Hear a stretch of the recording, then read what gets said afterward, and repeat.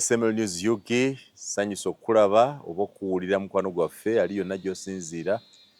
Nze Simon Muyanga Lutaya nga bulijjo nze nkyaweredde omukisa okubeera omukubiriza omukulu wa pulogulaamu ez'enjawulo ze tukola ku mukutu guno The Inside Out ey'olwaleero. The General Moses Bigirwa, Secretary General wa Common Man's Party, ate era omutandisi omukulu owa Eastern Revolutionary Platform gye yawummuza. Mukwano gwammwe omusunsuzi w'ensonga ayogerwako mu biseera bino. Bigirwa mukwano gwammwe ddala. Gamba no bulijjo. Bigirwa bannaye mukwano gwange. Bigirwa is my brother.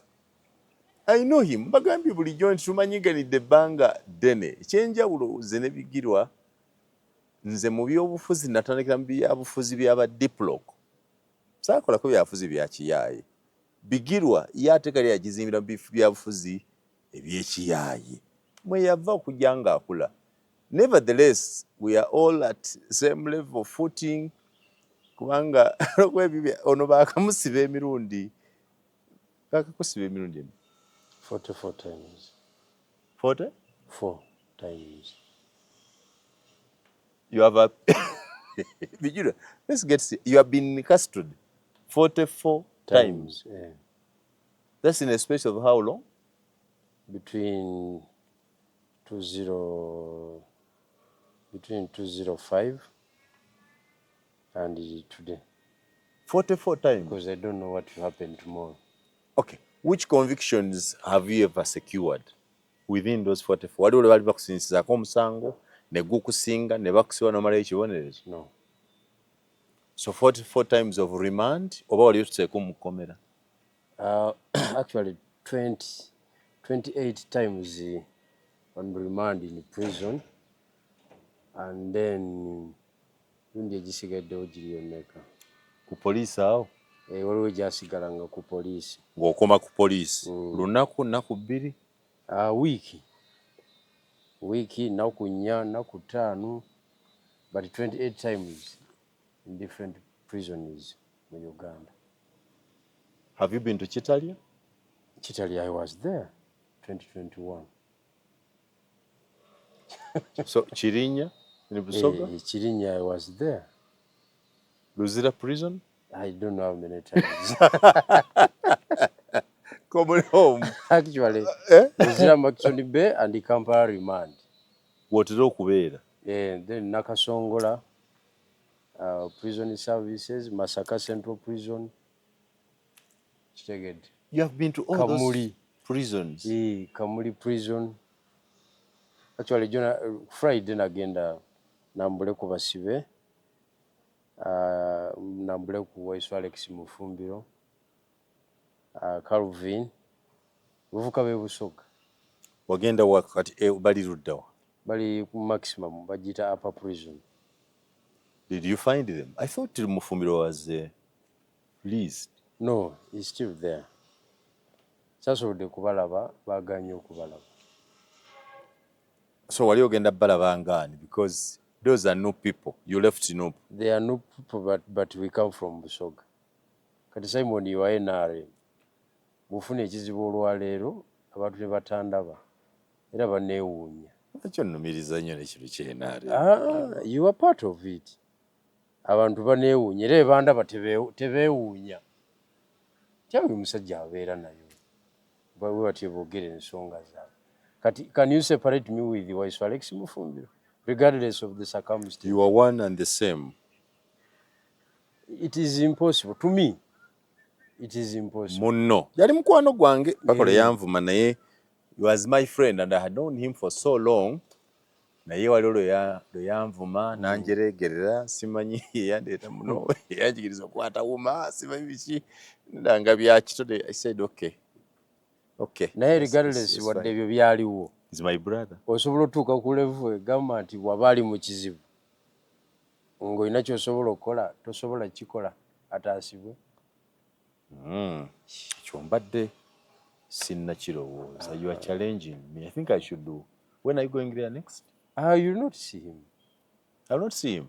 Because ajja ku bouncing. Nze yam bouncing. Ye kennyini? not the prison services. Omusibe. Musibe ya declines. Now we give tulowooze ongambye wano nti can I separate you with Alex Mufumbiro? Now omusibe ye kennyini rejected okulaba, which means nange bwe ŋŋendayo ajja kugaana era tomala budde. Okay.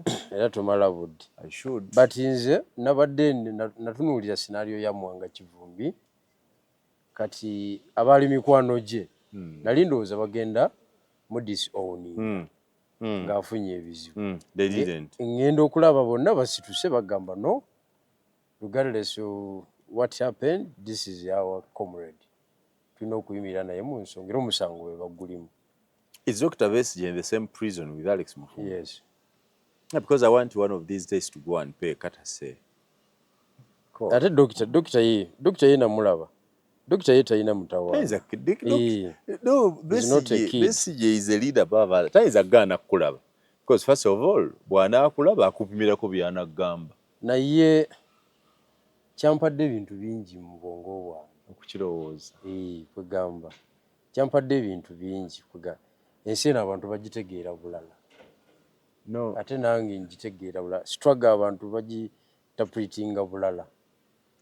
Anti kyova olaba nze nkugamba n'ompakanya oluusi ti struggle teriiwo.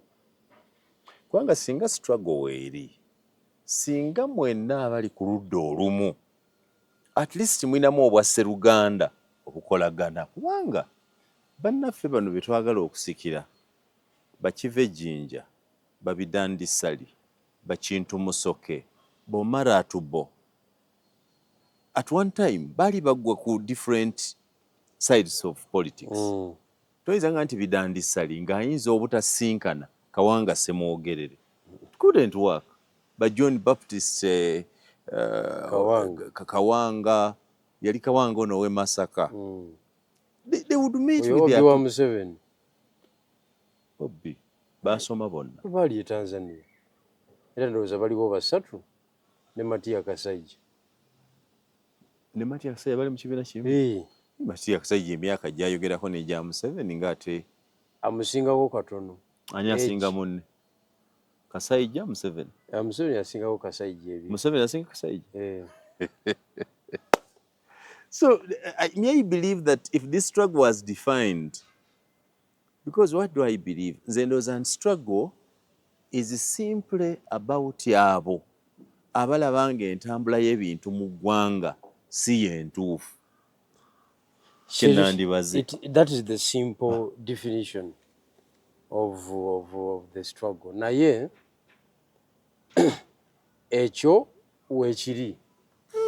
Naye olw'okubanga gwe saagala odismissinga nti struggle teriiwo olw'okubanga ba actors currently tebamanyi. Ekyo tekireetera struggle butabaawo. Struggle yo nga yo okwagala kw'enkyukakyuka ko weekuli. Okay. Yes. Okwagala kw'enkyukakyuka weekuli. Naye okuli informed n'okuli uninformed. Naye ba handlers abaali tutuusizza ku kulaba ku yes baba nga tebamanyi. Just ebeera time eyo nti ba actor be time eno baali bajjega bazibu.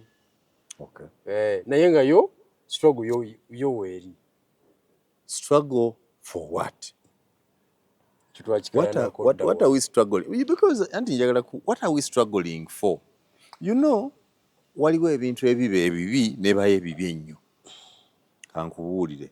Singa Alex Mufumbiro ne banne, sorry to talk about him, bali mu gavumenti ya Amin, singa tulaba mitwe, singa twakivaako dda. Ekituufu.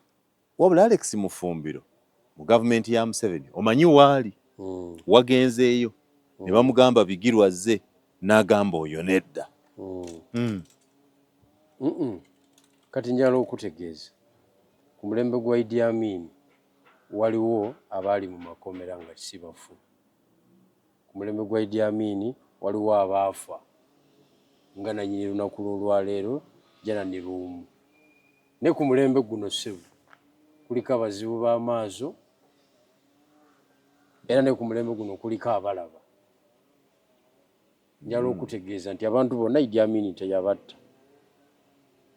Era byalekawo ebyo batunyumiza sajja ali mukaya yali byalekawo. Kakati abalinyumya guno omulembe nga guvuddeko ojja kwewuunya n'okwewuunya.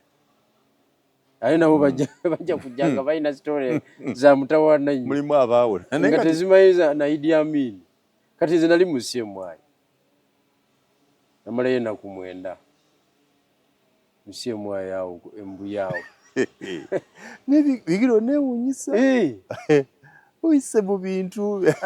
Nze obuzibu bwenna nti ebintu ebisinga nabiyitamu mu myaka gyange egy'obuvubuka. Byonna nabiyitamu. Kati neemalayo nga nkyali. Kivula abantu abamu balowooza ndi mukadde nnyo. Very young man, okyali muto ddala. Kakati namalawo ennaku 9. Mu nnaku ezo 9. Ng'olwo bakuvunaana ki?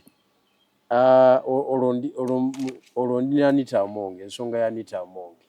Ogijjukira ya bbiya abiri mu gumu. Njijjukira. Kakati nasangayo abantu abamaze emyaka 7. Ate mu CMI naawe? CMI is not a prison. Ate omalayo otya emyaka? Bigirwa, get serious. Anti tomanyi. Nasangayo abantu abamaze emyaka 8. Mu CMI? Mu CMI. CMI erina ekkomera eryayo. Erina ekkomera eryayo. Bigirwa. Erina floors 2 wansi. You are speaking on camera. Mu go down. Ate gumanyiyo. I'm telling you, I was there for 9 days. Okiwulidde nakati omugongo sebo bagulinnyalinnya tegutereranga bulungi. Nga wakawasa tumpa. Okiwulidde? Wakawasa. Nasangayo abantu. Myaka 8. Okumanya time nga bwe essaawa eno. Okumanya time nti kati ziri bwe ziti bamanyira ku breakfast nga baleese obuugi ne bamanyira ku lunch 7 gwennyini akawunga kaba katuuse. Ne bamanyira ne kuba fanda okulekeraawo okukkirirayo ab'enjawulo nti kati buzibye bagenzi. Ebisigaddewo n'omutwe okuzitowange tulo tukusazeeko. N'omanya nti buzibye kwebaka. So abo bali mu bifo nga tebalaba bweru. Tebalinnyayo. Bali mu nzikiza. Yes, baliyo wansi. Waliyo light. Teyenyeenya na kwenyeenya. 24 hours. Light. Naye light yakamunge ntosobola kutegeera nti misana oba kiro. Tosobola. Constant lighting nga light eri kwegamba eriawo eri constant. Kati omubiri gwe gureactinga. Ogwo kwebaka. Kati buugi. Kati kya misana. Novuga wiki, novuga omwezi, novuga omwaka. Naye babawo okulya. Okulya bakubawa. Nze nakkirirayo nga saati ginali ndimu ng'eriko akapande ka people power wano.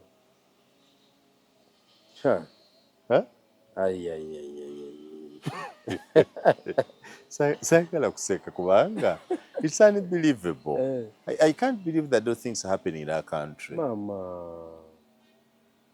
Mama. The chieftainess of military intelligence, CMI, holding someone in custody, seen in a gazetted prison for 8 years or 6 Bamaseka baliyo bakuze ebirevu bwebiti.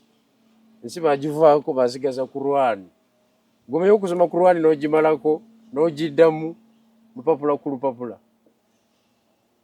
Naye ng'era ensonga zo tezaanukulwa.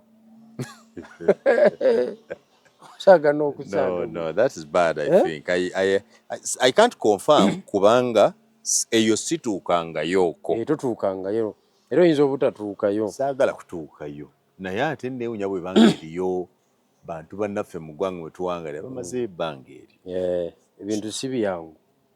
Era bwe natuukayo. So eyo bayitayo safe house. Yeyo gye bayita safe house? Safe house. Ya CMI. Kati abasibe ba CMI high profile n'abakyali awo bakya interrogating kati minor cases naye nga CMI zikwasaganyiza ate bakutereka eno kira ku SIU simanyi oba omanyiwo kireka ku CIU. Yes, SIU. The special investigations unit. What is that? ono waliwo sitowa ya CMI wetereka ebitereke byayo. So when they sent abantu babakwata babulidde mu makomera kituufu? 100%. Kati ate nze Kasasa waliwo abaana baffe abaatubulako nga tobalaba kati nga John Bosco Kibalama ye yabulira ddala ku radda. Nali ndowooza kenyingidde mu kinnya kya CMI eno n'amusangayo nga bamuterekena, saamusangayo. Waliwo gw'ojjukira bwe wasanga gw'ojjukira ng'omumanyi? Saalabayo feesi gyemanyi. So bano abaka paalamenti bwe batambula nti tugenze mu makomera gonna n'eyo bagendayo tebasobola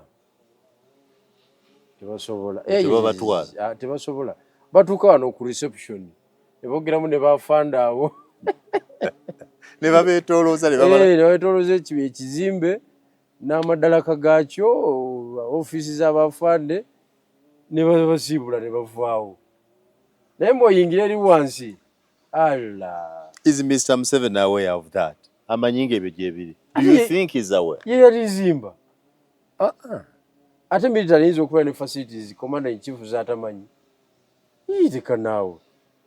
Ye yalizimba alimanyi bulungi. He's aware that there are people there ye yaggulawo tortured and maimed. Nkuga ye yaggulawo ekizimbe ekyo ng'amanyi n'omulimu gwe kigenda okukola. Kati kiri ekizimbe kijjudde amaziga ge bayita amaziga sadida. Kiri mu kitundu ki? Mbuya ng'oyambuka ku Ministry of Defence oba akagira bwoti n'ovaako okisanga eyo. Kazimbe kanyirira nnyo. Tewaliwo ekizimbe kisinga kunyirira wano okujjako ndowooza State House. Kanyirira nnyo. Akazimbe kanyirira nnyo ng'ate kakola ebyo. So what hardcore crime had you committed to get there? Ate tujjukira abasajja bwe bankwata. Ekintu kyanita amongo tekyali kinene ku that. Because I do imagine. Kati yo gye namalira nno. Gwe okyali ku ebyo. Era ekyasinga okunnuma kwe kutuuka mu kooti n'endaba charge sheet ng'eriko computer misuse. Nawulira obusungu. Naye bigiro. Olupapula olukuwawaabira lwaga nti wakozesa bikompyuta oba omutimbagano. Computer misuse. Naye nga wagenze mu CMI. Naye nga ebinagiseemu bankozeeko emikolo egitabeeranga nawo. No, you know, I don't want to take you to that. It torments you a bit. Did you talk to people there? Wayogera nabo wasangayo? Mwanze bwe nagenda mu komera nanyumya n'abantu. Munyumyamu awo naye abasinga ne waye ezimu zaavaako baawungahunga. Embuzi batekwatagana. Ekisooka tebamanyi puroguramu yansinga bw'etambula. Naye nga bakyamanya atufuga. Bamumanyi nti akyaliko. The Inside Out SML News Yugi ne Bigirwa Moses. Now, ebyo byonna by'oyiseemu. Don't you feel like kale saagala kujja, but don't you feel like giving up? Kubanga bw'oba waffe mu kyalo baba bakuyita Musumutajaba. Musumutajaba is a hunter who never kills any animal. They keep saying, ni sumutai sinko na sumutire mu kiro. Yabire. Because if you have put all that in the struggle, I think you're halfway best years times of incarceration. Yes. Because now you're 90 something. If you're at 44, you're almost half there. Don't you many times feel like giving up? No, I can't give up. Olw'okubanga olutalo lulimu abaduumizi abatatuukana mutindo. I can't give up. Kubanga ensonga ezatuteesa mu lutalo zikyaliwo. Kyolwanirira okiraba? Zikyaliwo. Olw'okubanga gwe tulwana naye yeeyongedde amaanyi tekitegeeza nti ffenna tupondooke. Abamu tulina okusigalawo just in case. I love the word. just in that's what it is. Just in case kiyiika ne mulaba bwe mwenyiga. Mulaba engeri gye mweyoolayoola. It's not about to. It's not about to. Era nga bw'okweyoolayoola, it's not about to. Ekintu kya Museveni okukiyuwa si kyangu. Why? Kubanga mmwe abaagala okukiyuwa, first of all, Museveni temumutegeera. Number one. Number two, ensonga ez'omuzinzi ezikiyisa temuzirina. Nzikanya naawe ku kyobutamutegeera, ekyo kyoli mutuufu. Era mu mbeera ey'obutamutegeera kyetuva tweyawulayawulamu ne tubeera disorganized sometimes. Eyo oli mutuufu. Naye ekyensonga kyo ensonga zo weeziri bulungi nnyo, era njagala okutegeeza ensonga tezisobola nakuggwaawo. Actually wano buli kasonga k'oyogerako wano kasuula gavumenti. Niwe gaba bugambi nti ogenda capitalizingira ku nsaasaanya y'amazzi mu Uganda. Gavumenti yegwa okusinziira ku bungi bw'amazzi ge tulina agali nakyo ne water bodies ze tulina n'ogeraageranya n'ensaasaanya y'amazzi gaffe engeri gye tugatapingamu okuva ku nnyanja ezo okuyingira mu bataka esuula gavumenti ng'esanze omusabisi w'ensonga omutuufu. N'ogenda mu balunzi eri abatunda ente ku mitwalo 15 e Nakasongola naye nga leka ekyoga bagirina wali. Gavumenti erinawo puroguramu epampinga amazzi ago gasaasaanya mu Kasabu region yawo abalaalo baleme kubeera affected. Buli kyogerako wano kisuula gavumenti okusinziira ku bbanga lyemazeewo. Ne bw'ogamba nti ogenda kwogera ku bannamawulire mwogwa engeri gye mukwatiddwamu gye muyisiddwamu okiwulidde. Ng'oli wa mukisa tebakuyoolangako mu nsonga z'amawulire, naye ke bali kuyoola ku nsonga z'amawulire ojja kitegeera. Sikunyumizako nga banjoola mu mawulire. Tojja sigaza kamera, tojja sigaza ofiisi, tojja sigaza kompyuta. Ebirala batwala butwazi kulumya. Banjoola mawulire baali banjoddeko, naye eky'omukisa omulungi nti bwe banjoola saasibira ku CMI. Wasibira ku poliisi. Nasibira wa jjajja. Nasibira wa jjajja ng'atudde wali ntudde wano, mbokya poliisi okumbuuza akana n'akatano, jjajja ye yambuuza. I was interrogated by himself. Tebakuyoola. Sebo bangi okuyoola kitegeeza waligambye nedda waligambye omukulu yakuyitisa. Teyampitisa what are you saying? Bansanga ntambula ku byange ngenda waka. Wano konze tulaga nti ojja kumanya. So saamanya gye ndaga. Yakutumisa igo lina wa mukisa nnyo. Yantumisa. Ebikirwa. Yantumisa. Yakutumisa. Omanye kitegeeza. Anti ye bwatyo bwatumya. Okiwulidde? Bw'oba n'antumisa tombuulira. Bwe yakutumisa n'agamba mundeetera oyo. Ne kye bayita okuyoola. Muganda wange. Ojja kubuuza ku oli omuvuka bamuyita Nomani omumanyi. Rohimbise by brother. Wali naye mu FDC. Mumanyi. Okiwulidde? Otandise. Kompyuta ze ziri eyo ku CMI. Tezivangayo. Ne kamera. Byasigala eyo. Byonna ne gadgets endala nga bw'omanyi. Equipment zammwe za beeyi. Nomani yali asusse. Sikiwanga gwe group waliko mu group eyawandikanga ku bubizi. Ebikwekweto byange tojja bisobola. Byali bingi. But tubuulire. Those are the groups you know. Did you ever belong there? Nkugambye ebikwekweto byange bimu sagala kubijjukira kuba bijja kuvaamu ebintu ebirala bingi. Nina omwana gwe natendeka nze namusomesa ne mutendeka ne muyingiza ebyobufuzi ne mutwala mu FDC jannemu okujjayo. Yali nga mbabubizi. One day ne mwita nga nti Ojobire my son. Naga yes my mentor. What are you doing? Naga nti I'm in the struggle. Ne muza nti bw'osuula akabizi Museveni avaako. Bw'osuula akabizi gavumenti ekyuka. I don't remember answer gye yampa. Naye nga yali endaga. nti level kwe tuli kati gwe togitegeera. Nze yamuyingiza. Wali tobitegeera. Naawe ate kyokakisiza. Wali tobitegeera. Kubanga tomanyi effect ya kusuula bubizo. Bucommunicatinga kirere nnyo n'okusinga okubalaale. The inside out.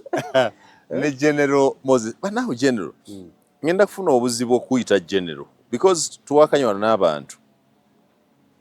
Gamba si kituufu okweyita General Moses Bigirwa, especially if you are not a military person. Lwaki one kityobola ekitiibwa kyabo abaasoma obwa general. Number two, it's not a common word muffe. Katuyina kanjagala kwanjulira General Moses Bigirwa ne General Gozanya. Zoganya. General Zoganya. So, of course ndaba nga the debate yandibadde eri wansi nnyo n'okutegeera kwange. Naye General Moses Bigirwa, General Zoganya n'ebikolwa ebyo bye tulaba, we can't struggle teriiwo. So you have refused to accept that. Nze ndi taata w'abaana bawala, I'm a father of daughters. I can just imagine what if that was my daughter and you tell me this is a struggle and these are the people leading the struggle. No, maybe we don't know what we are struggling for. Kakati Simon, kyokka kasooka entangaaze ku nsonga ya rank.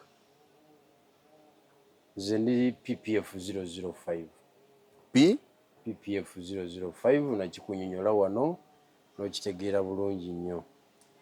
Mu basooka 10 ndi namba 8 mu People Power. Ndi namba 5. Kakati nga jjajja bwe yali wali mu lubiri nga gusi n'agaba ziranka zatandikira ku baani. Ku bantu of course bayina. Rejema, Sale. Yes, bonna bayina. Bane Kagame ayina. Kagame naye yajjawo. Ndoza Kagame yali rowamuko. Yali Besigye ayina mwali. Bonna bajjawo. Kakati gw'oli namba 5 mu People Power. Si mu Nuupu. Mu Nuupu namba 12. Era bw'ogenda mu record era gyendi. Okitegedde? So siri wa bulijjo. So rank. Kakati gwe kenyini ombuuziza weewunyiza emirundi gye n'akasibwa. Because rank eva mu by'oyiseemu. Entalo z'oluwanyi. Yes, entalo z'oluwanyi. Kati olutalo lwa Anita Amongo naawe, really, how does it concern the public? Ate house naye sigisudde. Gwomanyi okufunza sipiika n'omuteeka mu kasenge. Naye obadde ekigwa. Simon obiyita byakusaaga bino. Osole house? Kugamba nali simuleetedde ebizibu. Ye obadde okimanyi document gye nawandiika eyo. Gye as a petition. Yamuviirako n'okuba ne mu America tagenda. Okifunamu ki? Ate nkifunamu ki? Nze nali mu struggle. Era nze nali ndowooza bannange benzanya nabo we are the same page. Nti nze nfunziza ono, omulala afunza utafiire. Oh, Jesus Christ. You think it's that simple? Ate is that because no. Nange kenyini tekyambeerera kyangu. Because luno olutalo lwa kutekinga risk. Nange na takinga risk. Lwaki ofunze otafiire nota? Wali nga omwafunze otafiire, mulafunze essale. Anti muyina kufunza omuntu ayina kyafiirwa mu gavumenti. Gwe muyina okufunza. So ranka yo. Kakati nze n'enkola ogwange bannange ate ne bandyamu olukwe. Kati me I am a general because byempiseemu byebyo bajeno bye bayitamu. Siri genetically modified general. No. I am a fighter. You actually that way. I am a fighter. No, you are not genetically modified. That is true. Nwanye entalo nyingi. There's 44 times in custody. makes you not only a general, but a notorious character. It could also pass for a criminal. No, because sinayo musango gwali gunsinze. Kati aba abaana ninze aba inspiring kubanga ebintu bya rankaranka ebyo nzia bitandikawo. Nemba inspiring ne batandika okumeruka Sauda Madada sijui Nusifana Kato simanya bonna ba general. Ibwe betekako ba general abo naye nga siba promoting anga. Ate go promoting. Bali mujje ddala nawe oli mujje ddala. No, what you get the deals. Tochimaiti Gaddafi ranka yajja n'agifuna wano ya Kano. Mukulu yamutikira wawana. Yamu obwa Kano. Naye nga afuga eri. Ebintu bwe bitwe bitambula. Okitegedde? So oli musanyufu ne ranka zo ngeje bazikozesezza. No, siri musanyufu.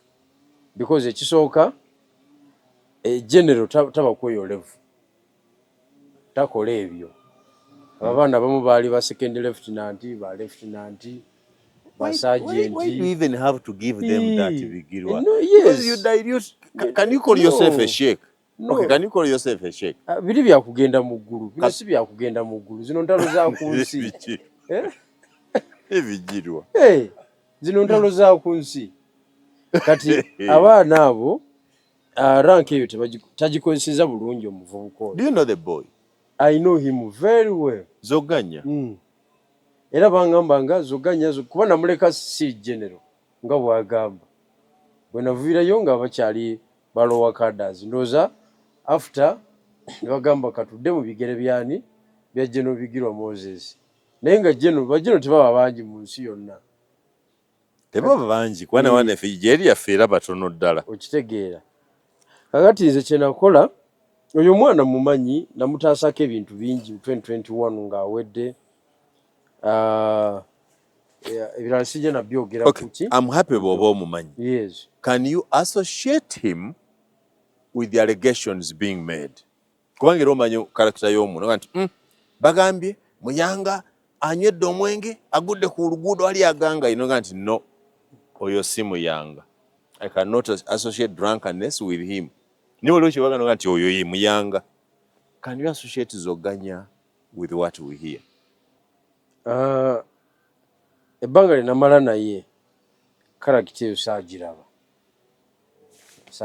naye kyenalabye bw'otunuulira content gwe bapostinze gwe nafunyeeko akatambi wakwerekodinga ye kennyini yali alikodinga ebikolwa ebyo oba bamuwaayiriza. Obutambi bwe naakalabako yerekodinga General, I don't know for what purpose. Oba Photoshop. Oba AI. Nedda sebo. Ebya AI tubimanyi. Naye ekisooka kyenjagala okukola, kyenjagala okugamba kiri kimu. Ekikolwa kye yakoze tosobola kukyalayininga ku national unity platform nga institution mutandise oba mutandise Bigirwa mutandise anti wulira singa kati muli eno muvuma. How don't you, is he not a member of the party? Kati gobo kikola ekyo NRM yebe kusindisa Bigirwa singa NRM omuntu wa NRM ye omuntu agirina yakoze ekikolo ekyo abanupu singa batuvuma byenkanawo anti mu butamanya ekamutereze ebintu bino n'abanupu nabo bageneralizinga mistake ya individual era ebera stupidity. Abantu ng'abantu kati omuvuka ye recording okiwulidde nze obutambi bwe nalabyeko mulaba ng'alwana n'okutega essimu agitega awantu awalungi ennyo awanamukwata ng'akola emirimu gye okiwulidde. Kakati ekyo kikolwa si kya institution.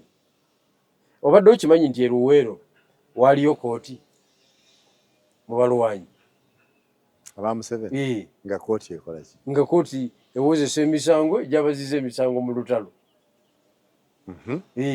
Lwaki? Wadde struggle weeri tuli mu struggle tuli mu kufa mulaba atukuba biki naye wayinza okuba abato obumenyi bw'amateeka obulala mufe bennyini. So waliwo kooti mu lutalo waliwo n'entaana ogyesimira wesimira mwana ndaani nesasi nga tebalirina erinakumaliriza kaba kafuni ku mutwe. So tetusobola ku associatinga Zoganya na Nuupu. Zoganya osobola omu associatinga ne Nuupu mu ekyo ekikolwa lwa nsonga nze nkimanyi bulungi nnyo omuntu asobola okukola ensobi ng'omuntu. Ekyo sikirinaako tabu era kisobola nakikayaniramu nnyo kubanga nkimanyi ebibeera mu campaign. Obutambi bwe naakalaba bwonna bwe naakalabako bwa yakwananga buno obwana obukola ku ziroogi obwo obwoza amasuuka tawera obwo bwe yataayizanga okiwulidde kuba nakitegeredde ku ki akawala kayingidde ruumu immediately nga kakayingire ruumu ne keetema supeeya akabonero akalaga nti kazze ku duty kamanyi kye kazze okukola tebirimu nadde okaayana kubanga contrary ku muntu gw'okwanya obukwanyi bwana Simon omuntu gw'okwanya obukwanyi ebya genuine oba munaabikola oba temubikole bw'atuuka mu kisaawe asooka kuwalira nga zaakimanyi azaakimanyi naye era olina okwongerezaako ebigambo ebirala awo n'omuwoyawoya okakana n'okumutema obutemi supeeya era sayansi mulala gwa applying awo because aze mu bya genuine naye nga zaakimanyi nti aze mu kisaawe Firudi eyo mpulira byo kuba gwe geno nze nkubuulira because egeno it means nti olina ne general knowledge yonna ku nsonga ez'enjawulo bigiro mpita wa kikumi bigiro mpita wa bigere bigiro mpita wa bigere. But can you imagine this is if Nuupu was a military force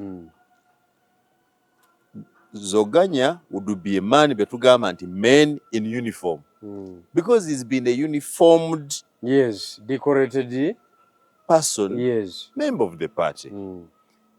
If he did understand wemanga mwina ideology nga yategera nti omulimu gwammwe gwa kutaasa gwanga kuliwonya fugabbi no tuliyite tutya zinabbi now let us agree what mulwana kutaasa abantu mu fugabbi mubaddizewo ezinabbi andi kakati oyo omwana ali ku police level ya Nuupu simanyi gongamba. I am not here to defend Nuupu because what level is he?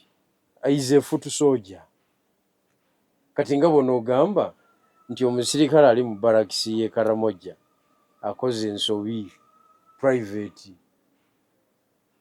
oyinza okugamba nti high command y'e Kampala yakisankitionize so ono private private wansi naye nga buli amugala kagamba general anti tebamanyi kati nze akubuulira tebamanyi ate general olinawo ekifaananyi kye nga kitrendinga nga alina omukulu tekiriiwo naye nze mpositinga ebyange wano nga alina omukulu obungi bwabyo saabadde tatuuka ku mukulu ate tamutuukako naye nga ku kitebe atuuka era ye unity abadde mu unity emu eyevuga pikipiki amagye gaba mu unity ez'enjawulo. Bigiro, why don't you join the military and train? Because you seem to admire the military. Emyaka gyampitako egyo egya biringisa ani gutwala mu biringisa kati omumenyereyo embiriizi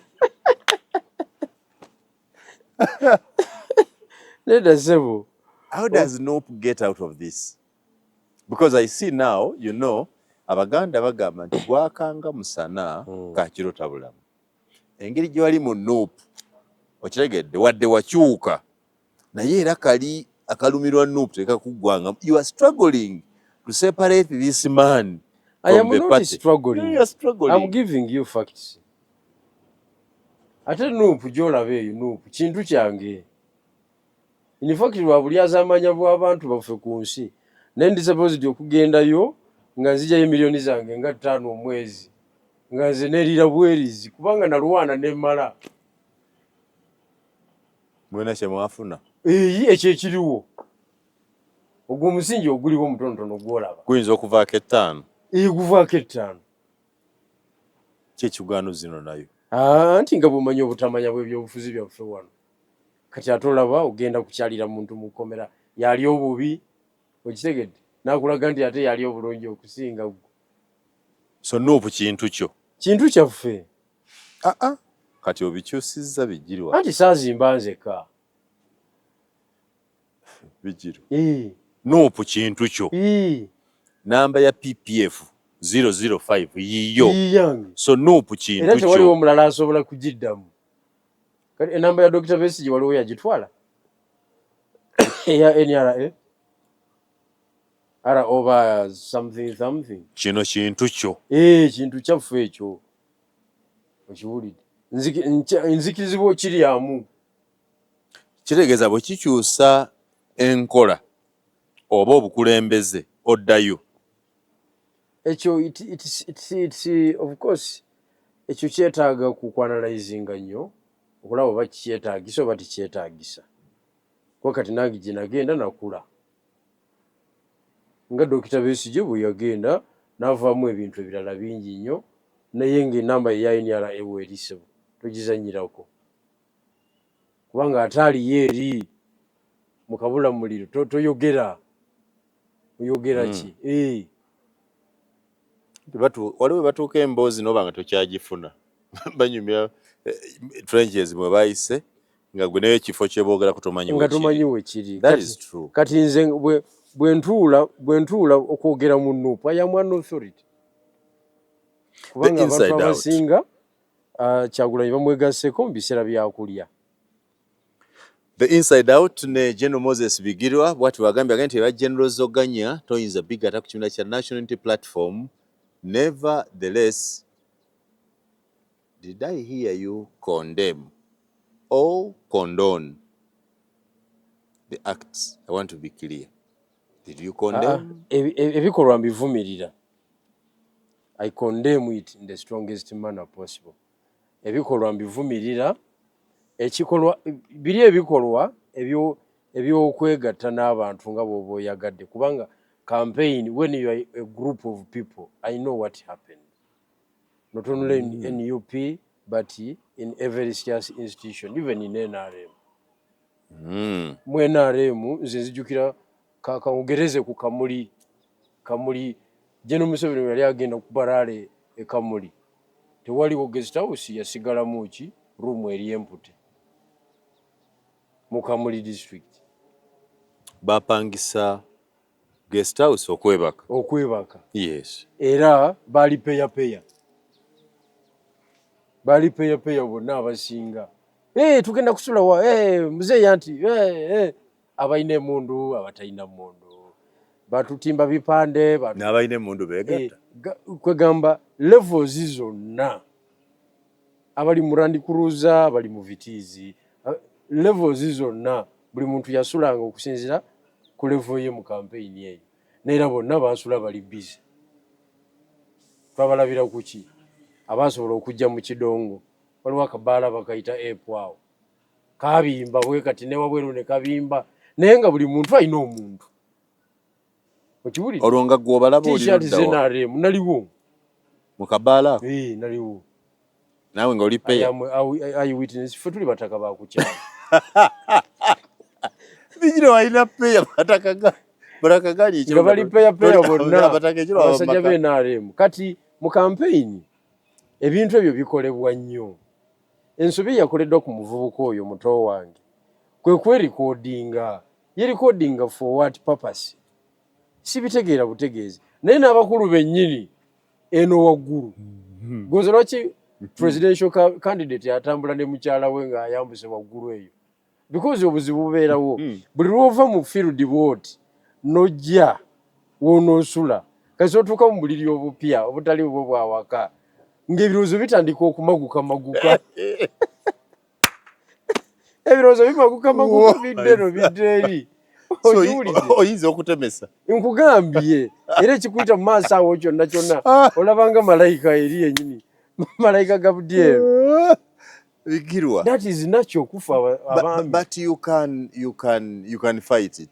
I have traveled several times. I've seen people do such things. I have not done them. Kwegamba sura lwakuba nti tiwe recording bwe recording.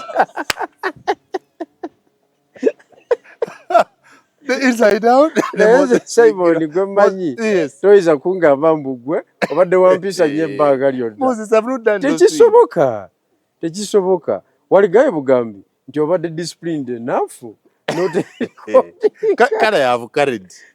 maybe. I have courage. Yes. But I can't just quit anybody there. No, auntie, the solution is to carry your thing. Not your wife. Not thingy. Your wife. Kyonna kye kiri naye gwe olinako obuvunaanyizibwa mu ddakiika eyo. Kati omuvubuka oyo nze yankozeemu bubi. One, ng'ali reckless ku bulamu bwe. Yahavinze a live affairs. Seyakitegedde ekyo. Mwene embeera gye tulimu. Ku bantu baasanze ku bbaala. Did you walabye video mwali ng'ayina eringa Nyondo, Magalo, Jambia? Did you see that video? Eyo sinagiraba. Nze gye ndabye ng'atiisatiisa akola keegayirira naye ng'alinawo ennyo mu mukono gwe ekisonga okiraba ye tomulaba ali eno naye ng'obiraba. Bw'oba n'ebintu ebifaanagana bwe bityo kitegeeza in fact n'agamba omuwala nti oba buteeyisa bulungi mbadde nkutungulamu amaaso. Ndowooza amaloboozi ogawulidde. Sinakalabaako naye bakaŋŋambye. Bakakugambye nange nkalabye kubanga nakawulira abantu babiri abadifendinga Zoganya. Asooka ye full figure. I'm defending ze. Says there is nothing wrong. Mu bano abaana bajjanga bo bennyini teyabakaka, that kind of thing. Ye lwaki tebaali mu mayumba gaabwe yabasanga mayumba gaabwe. Naawe ozze mangu nti no, you cannot associate that with the political party. No, as its own thing because it is your party. That is indiscipline that you must condemn outright. No, I have condemned the act of framing. Okay.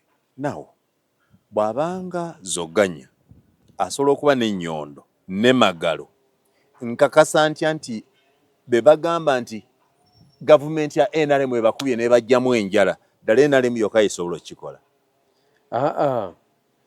Okutokyalinga omuntu sebo nteekwa okuba ng'olina gazetted press w'okikolera. Okutokyalinga omuntu obuntuntu obwo obulinga Ennyondo, Magalo,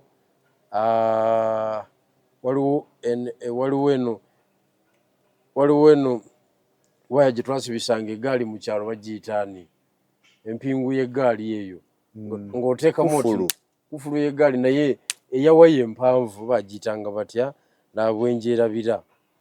Ebyo mulimu obuntuntu bwa self defense esookerwako.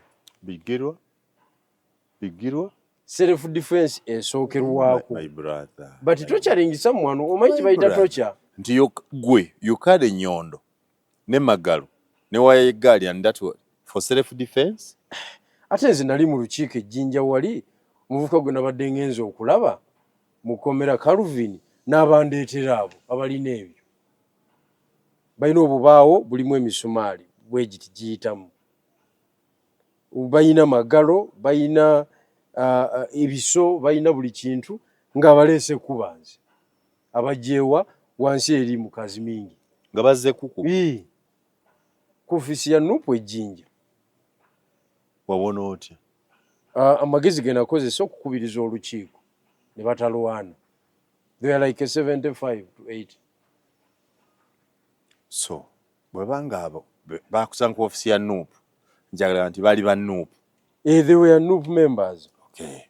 So if you confirm nti bali ba Nuupu members, does Nuupu therefore have the audacity to condemn such acts if they are done by the NRM or any other person?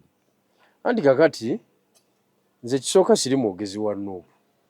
Kati ombuuza ebibuuzo. Omulaba bigiri. Ogambye bali ba Nuupu. Balina ebitemu.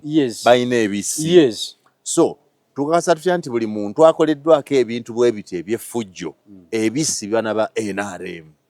Andi kakati nze nga yali kyamani w'olukiiko bwe nabalaba nga bazze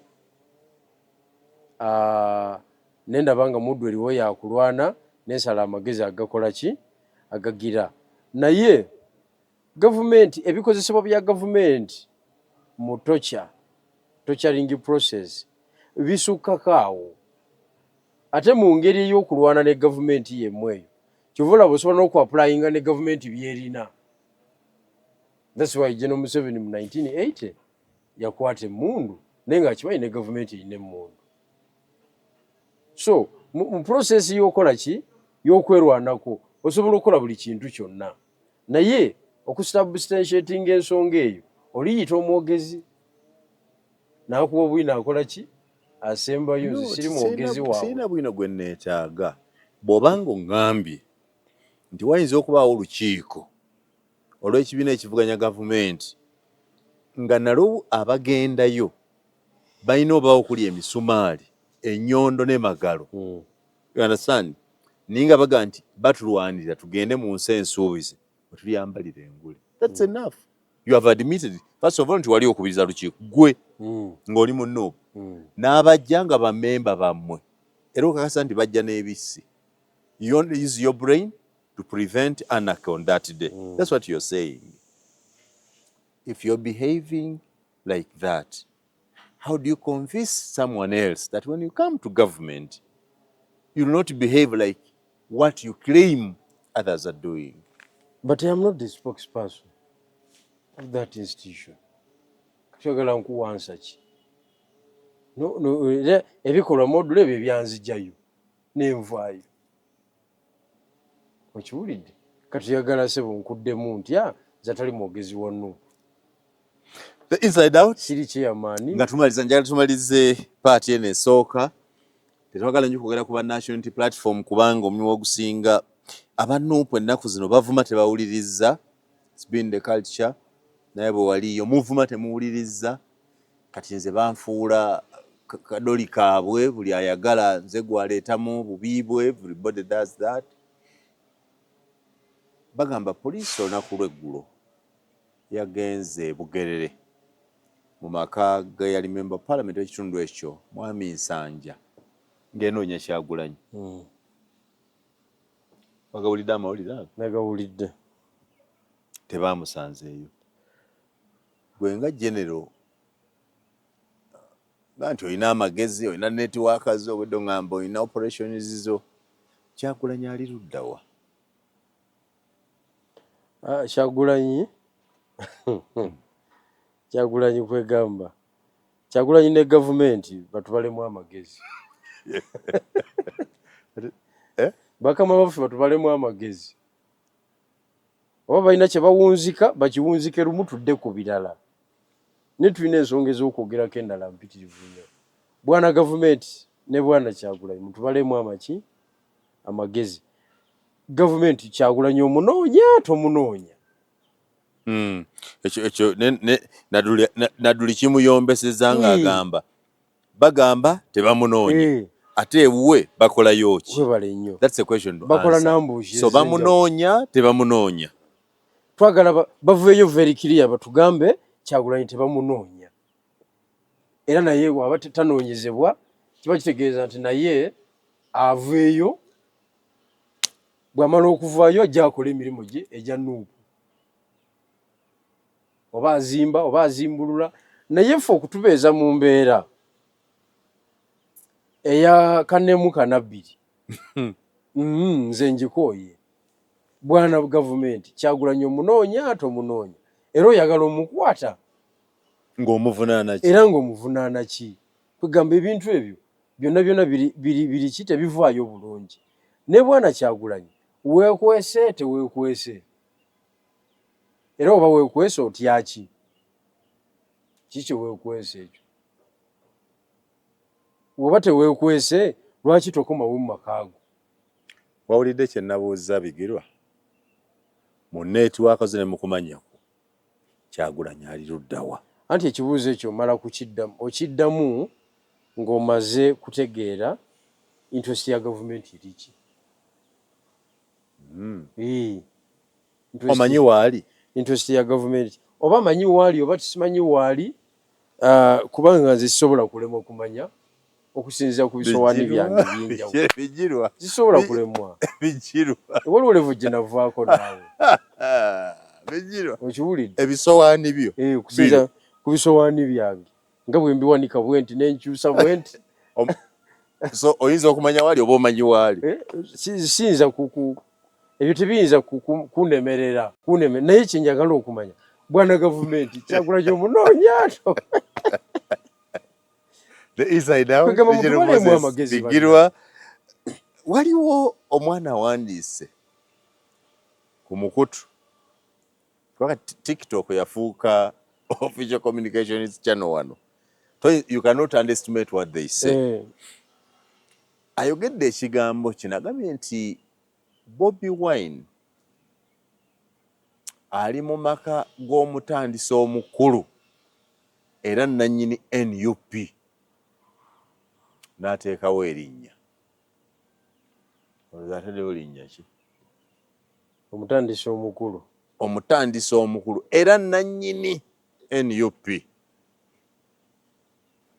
kubanga NUP egenda okutandika ng'olwedde waliwo abasambi ababaddewo mu People Power yeebulula bweti nefuuka NUP kati abadde anyumyaki so omutandisi omukulu yaani kubanga omutandisi omukulu tewaliwo nnyo omutandisi mukulu kubanga ensonga tesukka babigirwa Waisu Alex Mufumbiro Chairman Nyanzi okiwulidde so nannyini Nuupu yaani nannyini Nuupu kati osobola kugamba ye nze nannyini Nuupu mu ndaba eyange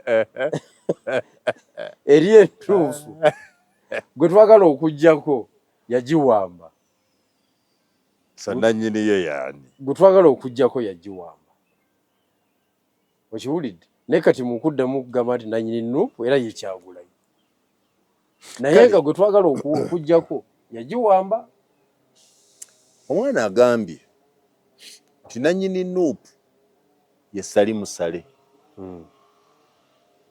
nanga nti ate waliwo ekyokulabirako yakwekako ne Aine ne tumunoonya ne Kyagulanyi ali wa Salimu Sale.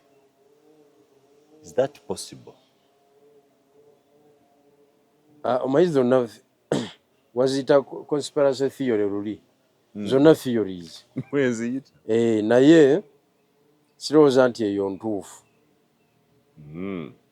sirowooza nti eyo ntuufu eba kubanga ntuufu twalibadde twagafuna dda kubanga waliwo ab'olugambo ewa Sale ogasomolawo